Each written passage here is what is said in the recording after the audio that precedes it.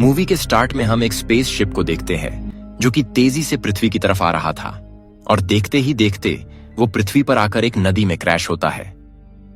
इस क्रैश में एक आदमी सही सलामत बच जाता है, जिसके बाद वो अपने साथी को लेकर पानी से बाहर आता है और यहां पर हम देखते हैं कि उसके साथी की जान जा चुकी है।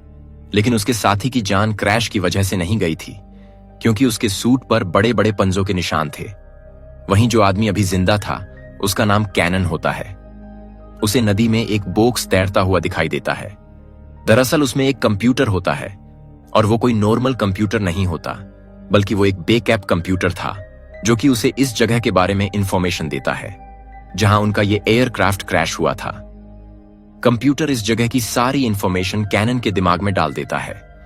दरअसल कैनन कोई इंसान नहीं होता, बल्कि वो एलियन होता है जो किसी और ही प्लेनेट से पृथ्वी पर आकर क्रैश हो गया था। बहुत सारी इंफॉर्मेशन के साथ साथ वो कंप्यूटर उसके दिमाग में यहां की लैंग्वेज भी ट्रांसफर कर देता है। खैर, अब इसके बाद वो अपना हथियार उठाता है, वो जंगल में जाने लगता है और वो चलते चलते एक गांव में पहुंच जाता है। इस गांव में सब कुछ तबाह हो रखा था। फिर उसकी नजर एक दीवार पर पड़ती है जिस पर कुछ पंजों के निशान थे और उस लकड़ी की दीवार पर बने पंजों के निशान को देखकर साफ हो जाता है कि ये निशान पृथ्वी के किसी भी जानवर का नहीं हो सकता, क्योंकि कैनन ये देखकर समझ जाता है कि ऐसे जानवर उसकी दुनिया में होते हैं।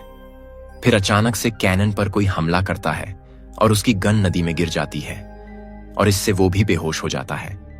उस पर हमला करने वाला इंसान किसी दूसरे गांव का शख्स था। उसका नाम बुलफ्रीक था। दरअसल ये दौर आयरन एज का था और आयरन एज में लोग गांव और कबीलों के रूप में रहा करते थे।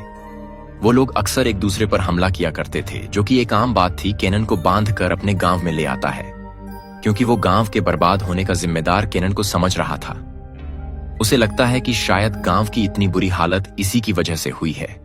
इस गांव का किंग, जिसका नाम रॉथकर होता है, उसकी एक बेटी भी होती है जिसका नाम फ्रेया होता है और वुलफ्रिक उसी बादशाह का नेफ्यू यानी भतीजा था।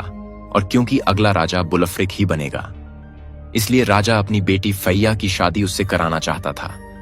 लेकिन फ्रेया इसके लिए राजी नहीं होती, क्योंकि बुलफ्रिक के जो फादर थे वो काफी बुरे और झगड़ालू किस्म के इंसान थे और अपनी इन्हीं बेवकूफियों की वजह से उन्होंने एक जंग में अपनी जान गंवा दी थी। इसीलिए फ्रेया को लगता है कि जरूर बुलफ्रिक भी अपने फादर के ही जैसा होगा।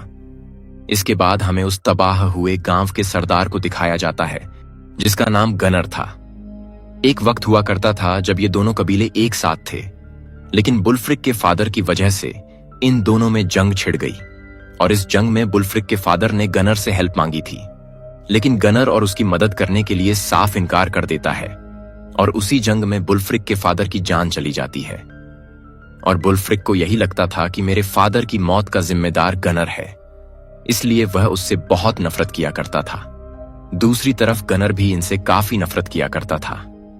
अपने बर्बाद और तबाह हुए गांव को देखकर उसे ऐसा लगता है कि ये सब बुलफ्रिक ने किया है, लेकिन गांव का ऐसा हाल बुलफ्रिक ने नहीं किया था। खैर, अब इसके बाद बादशाह कैनन से सवाल करते हैं कि वो कहां से आया है, लेकिन कैनन उन्हें ये नहीं बताता कि वो इस ग्रह का नहीं है, बल्कि उन्हें ये बताता है कि वो बहुत दूर से आया है और जब वो सफर कर रहा था तब एक बहुत ही बड़ा और खतरनाक किस्म का जानवर उसकी शिप पर आकर बैठ गया था और उस जानवर का नाम मोरलिन होता है और वो कोई आम जानवर नहीं है, बल्कि बहुत ही ज्यादा खतरनाक है। वो अपने रास्ते में आने वाली सभी चीजों और इंसानों को पल भर में मार सकता है। लेकिन जब वो ये बता रहा था तो कोई भी उसकी बातों पर यकीन नहीं कर रहा था। तभी अचानक से उनके गांव में किसी चीज का हमला होता है, जो कि किसी और ने नहीं बल्कि मोरविन उसने गांव के बहुत सारे लोगों को मार दिया था और साथ ही बहुत सारे लोगों को अपने साथ उठाकर ले जाता है। ये देखकर बादशाह मोरविन का शिकार करने का एक प्लान बनाते हैं। वो अपने कुछ सिपाहियों को इकट्ठा करते हैं और साथ में कैनन को लेकर जंगल में चले जाते हैं ताकि मोरविन का शिकार कर सके। अब कुछ दूर आगे जाने पर उन्हें इतनी बड़ी गुफा दिखाई देती है। वो उसके अंदर चले जाते हैं और जब भी ये लोग वहां खड़े होते हैं तब अचानक से कोई चीज बादशाह के ऊपर हमला करती है। दरअसल वो एक बहुत ही बड़ा भालू था जो कि राजा को मारने वाला होता है। तभी केनन अपनी तलवार निकालकर उसके पेट में घुसाकर उसे मार देता है, जिससे वो फौरन मर जाता है। ये देखकर कभी ले गए सभी लोग केनन को बहुत पसंद करने लगते हैं। उनकी नजर में केनन की इज्जत बढ़ जाती है। अब भालू को मारने की खुशी में ये लोग सेलिब्रेट करते हैं। वो पार्टी करते हैं और काफी खुशियां मनाते हैं, क्योंकि उन्हें लग रहा था कि उन्होंने मोरविन को मार दिया है, क्योंकि यही वो चीज थी जो कि उनके गांव के लोगों को मार रही थी। लेकिन केनन जानता था कि उन्हें लग रहा था कि उन्होंने मोरविन को मार दिया है, क्योंकि यही वो चीज थी जो कि उनके गांव के लोगों को मार रही थी। लेकिन केनन जानता था कि ये इन लोगों की गलतफहमी है, क्योंकि मोरलिन अभी भी जिंदा है। खैर, अब अगली ही रात उनके गांव पर फिर से एक हमला होता है, और ये हमला केनन ने करवाया था। ये दोनों कबीले आपस में बुरी तरह से लड़ते हैं, और इस लड़ाई में दोनों कबीले के बहुत सारे लोगों की जानें चली जाती है। गनर की टीम यहां पर हार जाती है, और गानर और उसके बाकी के साथी इस जगह को छोड़ने का फैसला करते हैं और जंगल में चले जाते हैं। लेकिन जब वो जंगल में होते हैं, तभी मोरविन उन पर अटैक कर देता है, और गानर के सिपाहियों की जान चली जाती है। फिर मोरलिन गानर पर हमला करता है, और गानर भी उसे देख लेता है, और वो फौरन ही बुलफ्रिक के गांव की तरफ भागने लगता है। और तभी वो गांव के लोग भी मोरविन को अपनी तरफ आते हुए देख लेते हैं, और उन्हें यकीन हो जाता है कि ये कोई भालू नहीं है, बल्कि उससे भी कोई भयानक चीज है। ये देखकर बादशाह बहुत परेशान होता है। वो कैनन से हेल्प मांगता है कि इसे कैसे रोका जाए। जवाब देते हुए आइडिया देता है कि हम इसे पकड़ने के लिए एक बहुत बड़ा जाल बिछाएंगे, और इसलिए वो लोग जंगल के बीच में एक बहुत ही बड़ा गड्ढा खोदते हैं, और उस गड्ढे को तेल से भरकर उसके ऊपर लकड़ियां और घास फूस रख दी जाती है। और इस तरह से वो अपने भागने का पूरा इंतजाम कर लेते हैं कि जब मोरविन इन पर हमला करने के लिए आएगा तो वो इस गड्ढे में गिर जाएगा, और ये लोग उसे यहां पर फंसाकर आसानी से अपनी जान बचाकर यहां से भाग सकेंगे। खैर, अब इनका ये काम पूरा हो जाता है, जिसके बाद केनन अपनी स्टोरी फ्रेया को बताता है। वो उसे बताता है कि जिस प्लेनेट से मैं आया हूं, वहां पर काफी एडवांस्ड टेक्नोलॉजी का यूज किया जाता है, और हम लोग काफी एडवांस्ड थे। हम काफी हाई टेक्नोलॉजी के मालिक हैं। बाकी के प्लेनेट पर भी अपनी ही तरह के लोगों की दुनिया आबाद करना चाहते थे।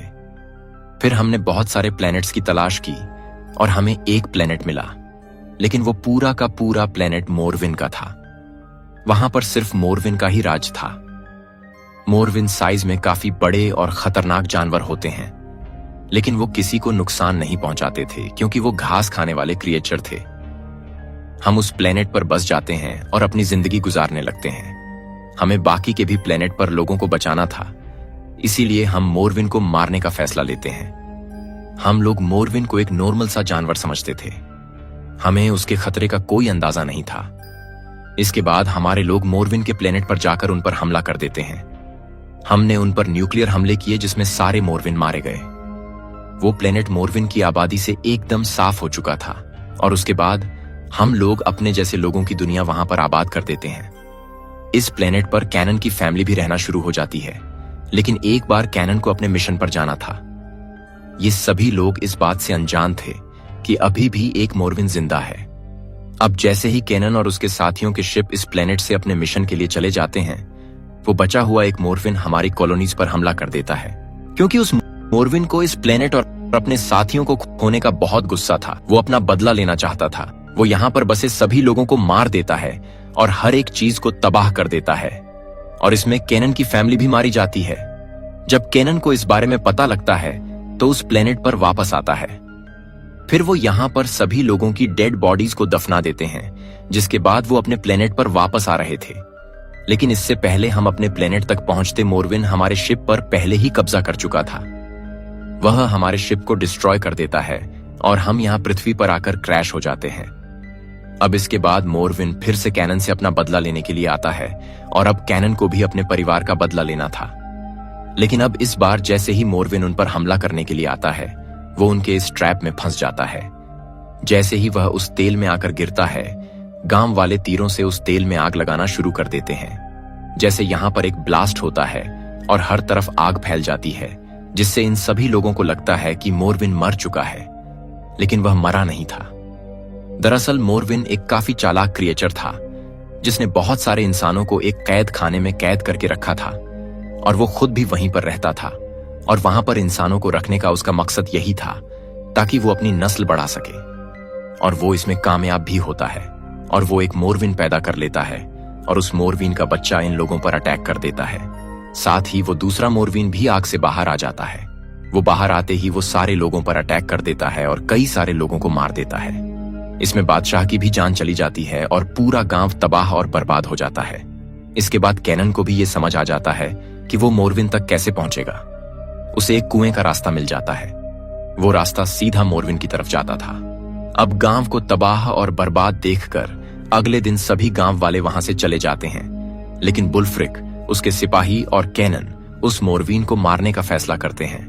कैनन इन सभी को बताता है कि मोरविन एक काफी ताकतवर जानवर है, उसके ऊपर ये आम तलवारें असर नहीं करती हैं। जिसके बाद कैनन अपने शिप की तरफ जाता है और उसमें से बहुत सारा लोहा लेकर आता है, क्योंकि वो उसी की दुनिया का लोहा था और वो उससे बहुत ही मजबूत हथियार बनाते हैं जिससे मोरविन को मारा जा सकेगा। इसके बाद ये लोग कुएं में उतर जाते हैं और आगे जाकर ये देखते हैं कि मोरविन ने अपनी उस जगह पर बहुत सारे लोगों को इकट्ठा करके रखा था और वो उनसे अपने जैसे बहुत सारे मोरविन पैदा करवा रहा था। तभी अचानक से नीचे से एक मोरविन आता है और उन पर हमला कर देता है, लेकिन वो मोरविन को मारने में कामयाब हो जाते हैं। अब सिर्फ बड़ा मोरविन मरने से बच गया था। इसके बाद ये सभी लोग कुएं से बाहर आ जाते हैं, जहां पर वो बड़ा मोरविन उन पर अटैक कर देता है, जिससे बुलफ्रिक की जान चली जाती है। इसके बाद कैनन मोरविन का सामना करता है और ये दोनों आमने सामने आ जाते हैं। अब यहां पर काफी देर तक कैनन की मोरविन के साथ फाइट होती है, जिसके बाद कैनन मोरविन का हाथ काट देता है और मोरविन पहाड़ी से नीचे गिरकर मारा जाता है। अब इसके बाद हमें दिखाया जाता है कि कैनन को इस कबीले का राजा बना दिया जाता है और अब कैनन का ट्रेसिंग डिवाइस भी एक्टिवेट हो चुका था और अब उसके दूसरे प्लेनेट के साथी अर्थ पर उसे लेने के लिए आ रहे थे। लेकिन कैनन को लगता है कि कहीं मोरविन के प्लेनेट की तरह मेरे लोग इस प्लेनेट पर कब्जा न कर लें, इसीलिए वो एक पत्थर उठाता है और उस ट्रैकिंग डिवाइस को तोड़ देता है, जिससे उसके लोगों की स्पेसशिप वापस चली जाती है। और यहां पर मूवी का दी एंड हो जाता है। लौटूंगा ऐसी ही शानदार कहानी के साथ। कहानी अच्छी लगी हो तो वीडियो को लाइक करें, सब्सक्राइब करें और अपने दोस्तों के साथ शेयर करना ना भूलें। मिलते हैं नेक्स्ट वीडियो में। धन्यवाद।